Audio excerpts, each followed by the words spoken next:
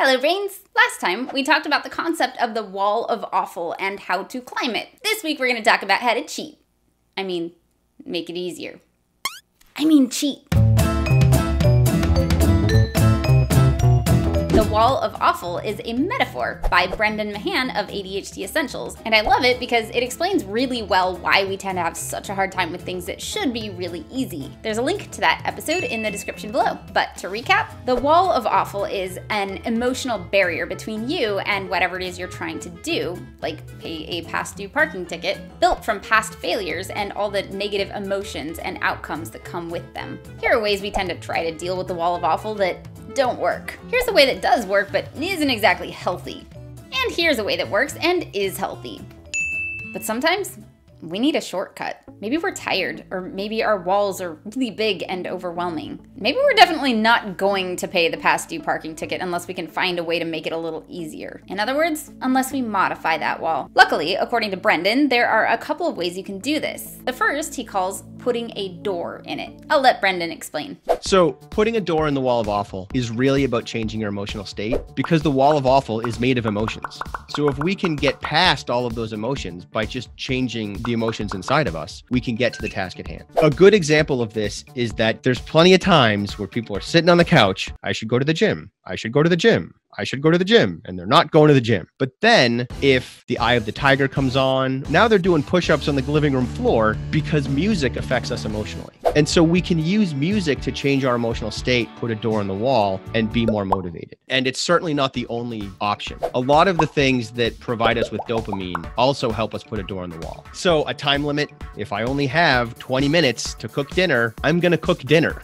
Or novel experiences can help us put a door on the wall. And that includes novel places, right? There's a reason so many people write in coffee shops. Exercise is a great way to put a door on the wall, not just because it gets us working some of that anxiety out, but also because after we exercise, our brain gets flooded with dopamine. And if we can ride that dopamine window to get started, then we're good. And even if the dopamine kind of peters out, we're already on a roll. So why would we ever need to climb the wall if we can just put a door in it? Putting a door in it is going to help you get past the wall right now, but it's not necessarily going to make it easier long term. I mean, you can just always write in a coffee shop and get past the wall that way, but you haven't dealt with whatever the barriers are that are making it harder for you to write. Which isn't really a problem until the coffee shop is closed when you want to write, or you ran out of money because coffee is really expensive, it turns out. In which case, what do we do? So one thing we can do is start putting handholds into our walls of awful. And what that looks like is developing some ADHD-friendly strategies to make it easier to get started, like developing time wisdom. Something that I have a wall of awful for is mowing the lawn. In my head, mowing the lawn is an all-day project because we ADHD people conflate emotions and time. The more you put something off, the bigger it feels. So I timed how long it really takes me to mow the lawn. And it turns out it's like a 2.5-hour experience. And knowing that makes it easier for me to start. Also, planning what you're going to do before you do it. Setting clearer, more attainable, and probably fewer goals. So instead of saying, I have to check my email, say, I need to reply to 5 emails. That clear goal is really powerful. And related to that is defining done. We have to know what done looks like if we're going to do the thing that we want to do. Because people with ADHD tend to have this all or nothing thinking. Let's say we want to write a book. I feel like I have to write that whole book in one day, except that isn't going to happen. Yeah, I'm not done until I finish writing my book, which means I can't have time for family or friends or eating until I'm done writing my book. Right.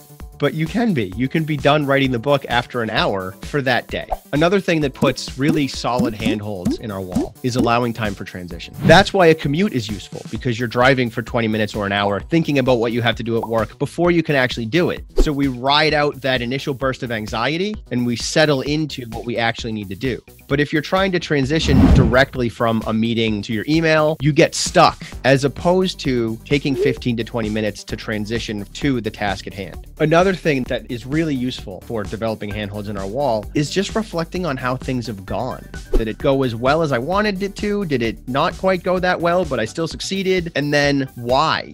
That kind of reflection is important because it gives us strategies for next time. That's important to understand, because I feel sometimes like reflecting is a waste of time, because I look at all the walls of awful that I have to climb and I'm like, I gotta keep climbing. But it makes it easier for later. I can spend an hour climbing this wall of awful every day, or I can spend an hour climbing it today and then spend a half an hour reflecting on it. And now it's only going to take me 45 minutes to climb it tomorrow. And I'm still 15 minutes in the hole, but the day after tomorrow, it's going to take me 45 minutes. And the day after that, it's going to take me 45 minutes. And eventually I earn that half an hour back. Even if all I save is 5 minutes, I'm still going to earn my time back eventually. Do you still have walls of awful? Oh yeah, all kinds of walls. Absolutely. Is there a way that you can prevent adding more bricks to your wall? Forgiveness and understanding. What really puts bricks in our walls is judgment. So if we can approach our challenges from a place of non-judgment and a place of compassion and forgiveness and empathy, then we can avoid more bricks than we otherwise would. Maybe not all of them, but lots of them. That's true.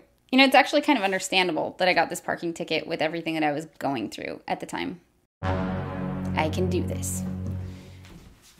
I should probably finish the episode first. To recap, to modify our walls of awful, we can put doors in them by doing things that change our emotional state. Or we can put handholds in them by using ADHD-friendly strategies. For more ADHD tools and strategies, check out the links in the description below and subscribe so you don't miss future episodes. Thank you to my brain advocates and all my Patreon brains for allowing me to keep adding tools to this giant ADHD toolbox. And extra special thanks to the team that animated this one. To find out more about the Wall of Awful or hear more from Brendan, check out wallofawful.com. And I'll see you next time.